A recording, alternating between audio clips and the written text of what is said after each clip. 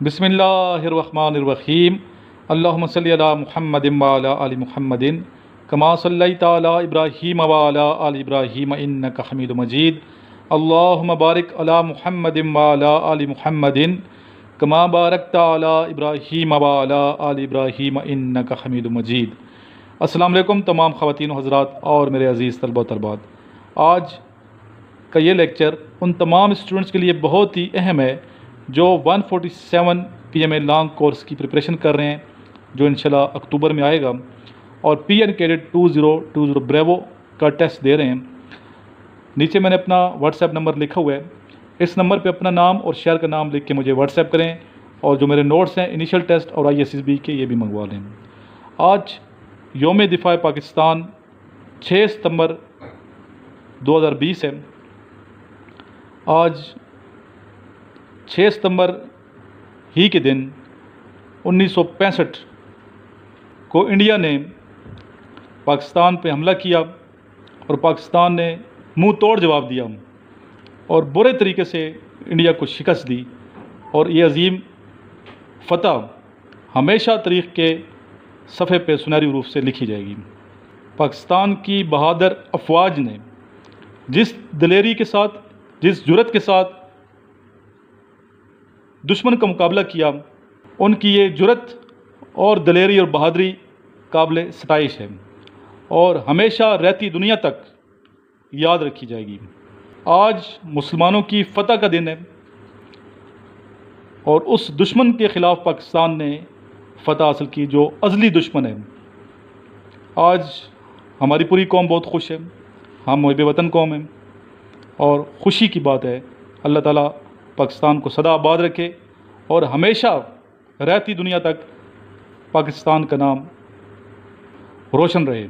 آج ہم سب بہت خوشی کا اظہار کر رہے ہیں، اور اسٹوڈنٹس اس خوشی کے موقع پہ ایک تو آپ کو میں دعائیں دوں گا کہ اللہ تعالیٰ آپ کو سلیکٹ کرے، اور دوسرے جو اسٹوڈنٹ آج کے دن یعنی کہ 6 ستمبر کو نوٹس منگوائیں گے تو ان کے لیے اسپیشل ڈسکاؤنٹ کی جائے گی۔ اس نمبر پہ کال کیجئے، اور یہ ڈسکاؤنٹ یوم دفاع کے حوالے سے ہے، تو اس نمبر پہ آج کے دن جو نوٹس منگوائیں گے اسپیشل ڈسکاؤنٹ کی جائے گی۔ چلتے ہیں آج کے فرسٹ کویشچن کی جانب۔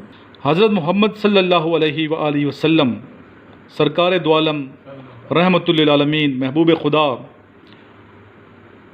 امام المرسلین اور آخری نبی اور آخری رسول صلی اللہ علیہ وسلم کب پیدا ہوئے؟ آنسر ہے 571 عیسوی 22 اپریل۔ 22 اپریل انگریزی تاریخ بتا رہا ہوں، 22 اپریل 571 عیسوی، اور اسلامی تاریخ تھی 12 ربیع الاول۔ حضور پاک صلی اللہ علیہ وسلم سے ہماری محبت اور عقیدت سب سے زیادہ ہے، اور جب تک آپ صلی اللہ علیہ وسلم کی ذات سے محبت اپنے والدین، بیوی بچوں سب سے زیادہ ہو نہیں جاتی، ایمان مکمل نہیں ہوتا۔ نبی پاک صلی اللہ علیہ وسلم کے بارے میں کویشچن لازمی آتے ہیں، انٹرویو میں بھی پوچھے جاتے ہیں اور انیشل ٹیسٹ میں بھی پوچھے جاتے ہیں، تو اس لیکچر کو غور سنیے گا۔ دوسرا کویشچن میں پوچھ رہا ہوں، حضور پاک صلی اللہ علیہ وسلم کے والد ماجد کا نام بتائیے۔ نبی پاک صلی اللہ علیہ وسلم کے والد ماجد کا نام ہے حضرت عبداللہ رضی اللہ تعالیٰ عنہ۔ نبی پاک صلی اللہ علیہ وسلم کی والدہ کا نام حضرت آمنہ رضی اللہ تعالیٰ عنہا۔ حضور پاک صلی اللہ علیہ وسلم کی دادی جان کا نام حضرت فاطمہ سلام اللہ علیہ۔ حضور پاک صلی اللہ علیہ وسلم کے چچا کتنے تھے؟ نبی پاک صلی اللہ علیہ وسلم کے چچا انکل تھے 10 اور پھوپھیاں تھیں 6۔ حضور پاک صلی اللہ علیہ وسلم کی پہلی زوجہ کا نام ہے حضرت خدیجۃ الکبریٰ رضی اللہ تعالیٰ عنہا، ام المؤمنین، پہلی ام المؤمنین ہیں حضرت خدیجۃ الکبریٰ رضی اللہ تعالیٰ عنہا۔ اس وقت جب آپ صلی اللہ علیہ وسلم کا نکاح ہوا تھا حضرت خدیجہ رضی اللہ تعالیٰ عنہا سے، تو اس وقت نبی پاک صلی اللہ علیہ وسلم کی عمر مبارک تھی 25 سال، اور خواتین میں سب سے پہلے اسلام کی دولت سے مالا مال ہوئی ہیں حضرت خدیجۃ الکبریٰ رضی اللہ تعالیٰ عنہا۔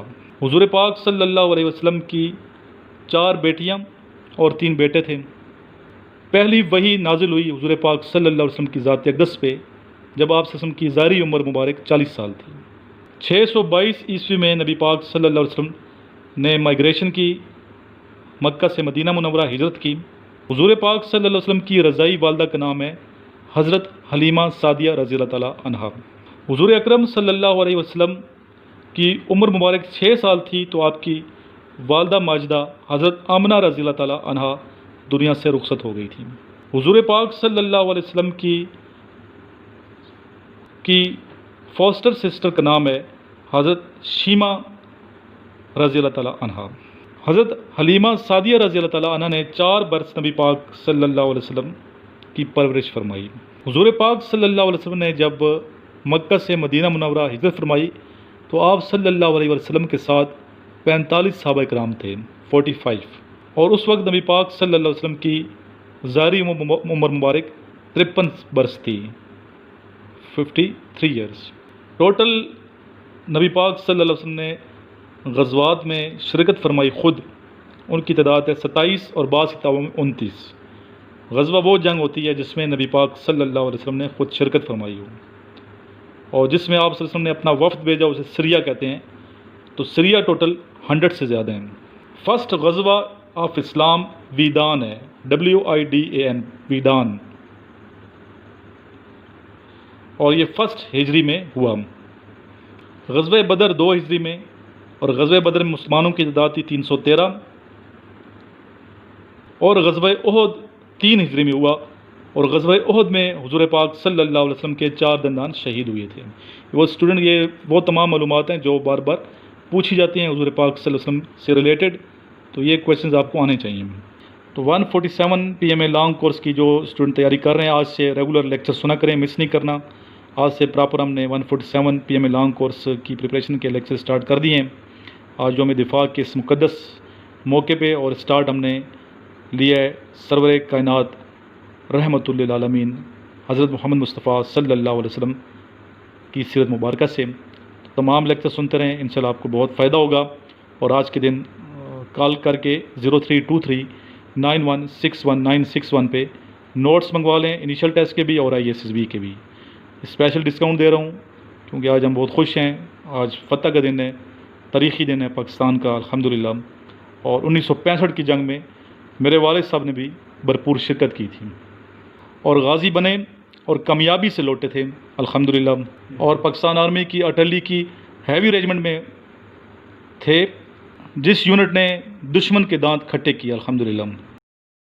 السلام علیکم، میرا نام محمد سعد ہے، میں خوشاب سے ہوں۔ سر عمران کے نوٹ میں نے منگوائے تھے اور اس سے مجھے بہت فائدہ ہو رہا ہے، آپ بھی منگوا لیں، انشاءاللہ آپ کا بھی بہت فائدہ ہوئے گا۔ Assalamu alaikum gentlemen, my name is Shazib Rajput, I am from Tatwadam district Sangar. So gentlemen, today my topic is hard work or smart work. So gentlemen, as you know that کہ انسان دنوں رات محنت کرتا ہے اپنے motive کو حاصل کرنے کے لیے، اپنے مقصد کو حاصل کرنے کے لیے، اور اپنے انٹینشن کو پورا کرنے کے لیے وہ دنوں رات محنت کرتا ہے، اور اس کے لیے وہ ڈفرینٹ فارمولاز اپلائی کرتا ہے جو کہ ایک ہارڈ ورک کا نتیجہ ہوتا ہے۔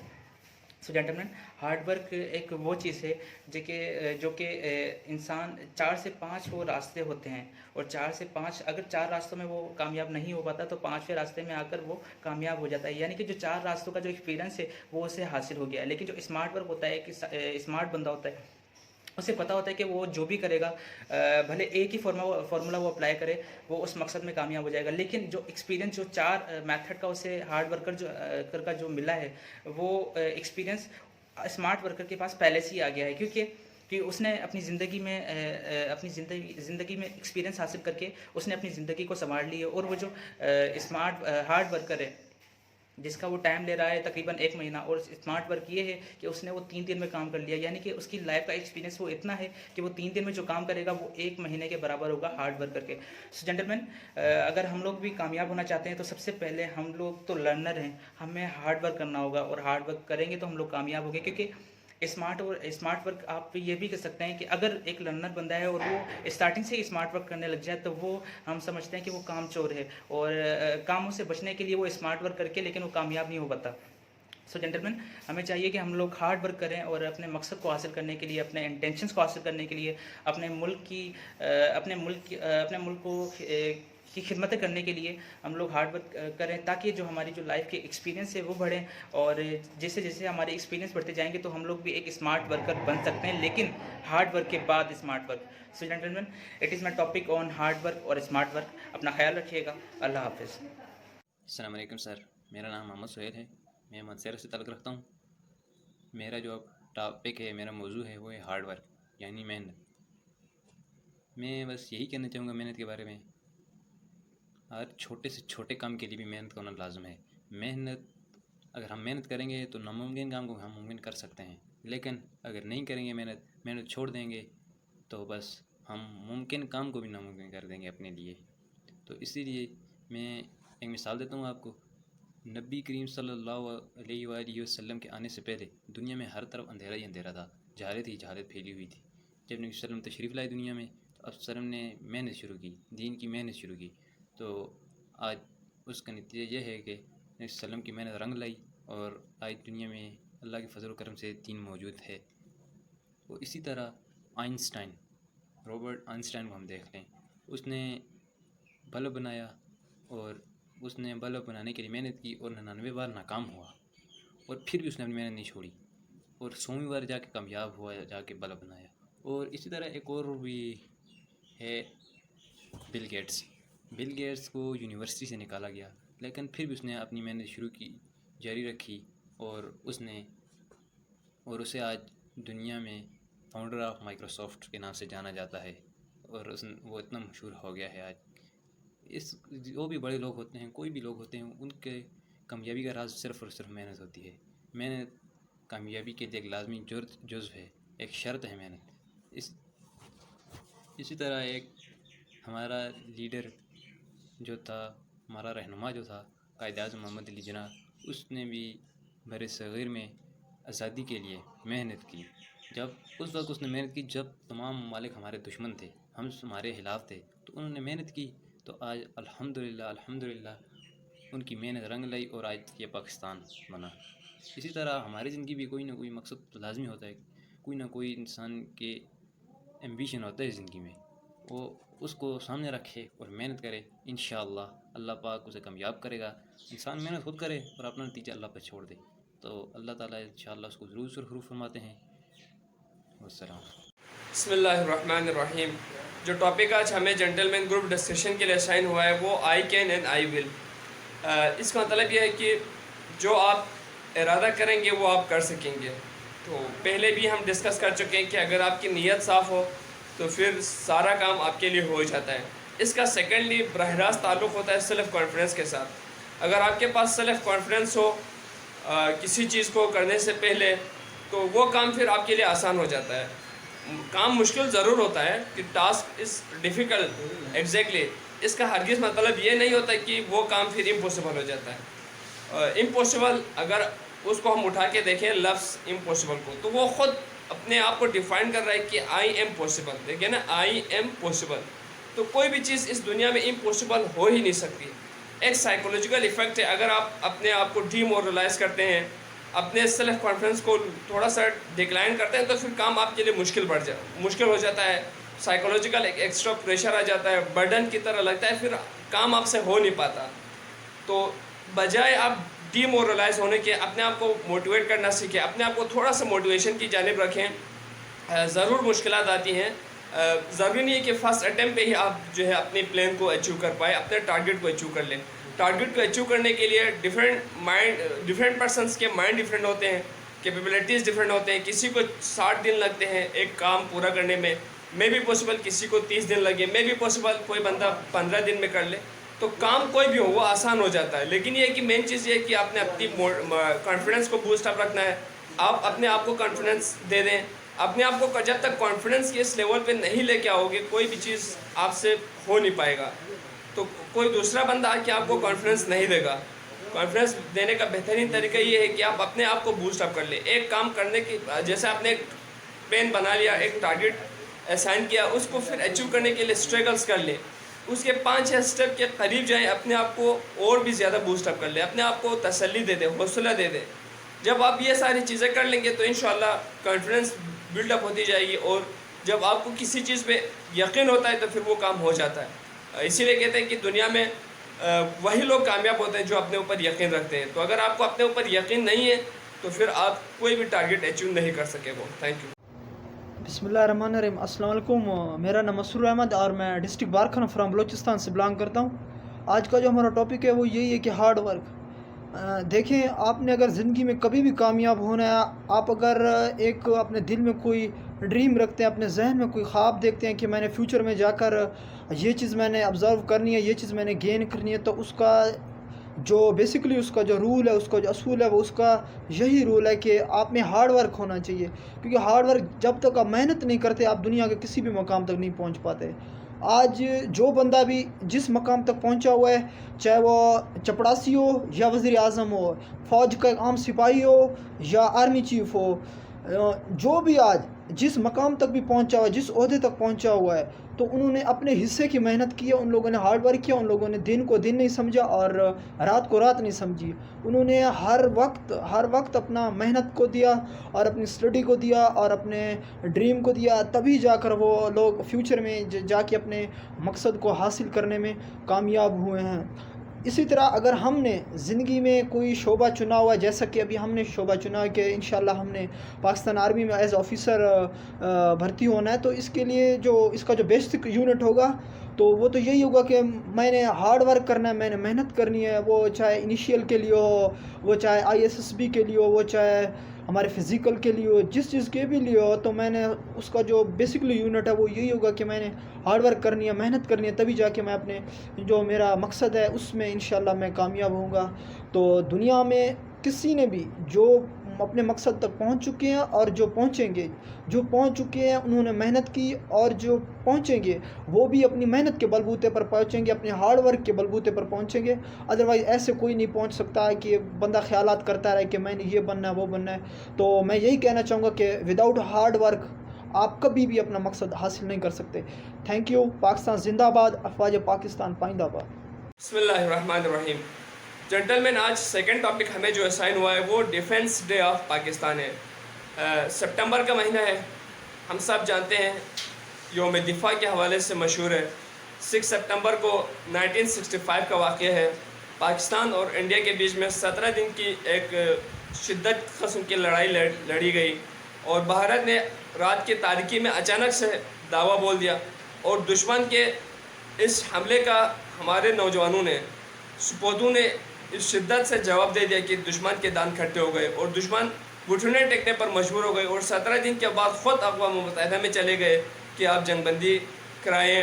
اس طرح پھر ہم نے 1965 میں جو تاریخ رقم کی, شاید دنیا میں بہت ہی کم تاریخیں ایسی ملتی ہیں, اور دشمن آج بھی 1965 6 سپٹمبر کا دن یاد کرتے ہوئے لرز جاتا ہے, کام جاتا ہے. تو 6 سپٹمبر میں وہ ہمارے جتنے بھی سپوتوں نے قربانی دے دی وہ قابل تحسین تھا. پورا ملک ایک طرح سے ری یونائٹڈ ہو گیا تھا, ری یونیفیکیشن ہو گئے تھے. ہر طرح سے ایک ہی آواز آ رہی تھی کہ صرف اور صرف پاکستان. تو اس دن کا تاریخی حوالے سے بہت بڑی اہمیت ہے.